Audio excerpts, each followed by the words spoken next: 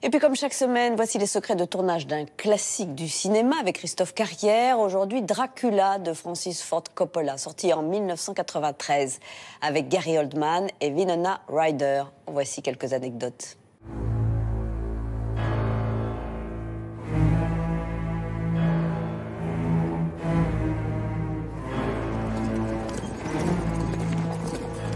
Quand Francis Ford Coppola entreprend Dracula, sublime et baroque adaptation du mythe sorti en 1993, on ne lui alloue pas un budget de folie. Il a ce qu'il faut pour se payer de beaux décors et un casting de vedettes, dont Gary Oldman dans le rôle titre.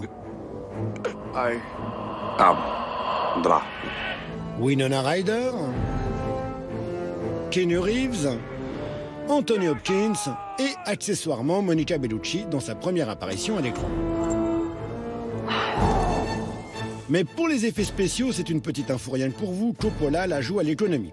Pas d'images de synthèse et de technologie de pointe, que de la magie, de l'illusion d'optique et du système D aussi, quand faute d'avoir un 3mâts à disposition, par exemple, on emprunte une image des Révoltés du Bounty, la version de 1962 avec Marlon Brando.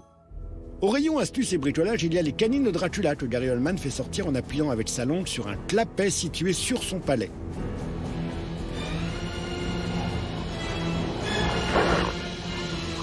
Il y a aussi cette demeure gigantesque tout au fond du domaine, qui se trouve en réalité à 5 mètres des comédiens et qui se trouve être une miniature.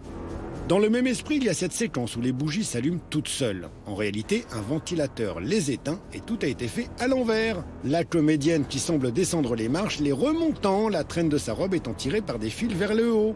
Allez, une dernière pour les yeux. Tandis que Gary Oldman rase à Keanu Reeves, regardez bien en arrière-plan, on se sent oppressé par les murs qui se rapprochent. Normal, ils sont poussés par un mécanisme. Bon sang ne saurait mentir, mais rien ne lui interdit de leurrer le spectateur.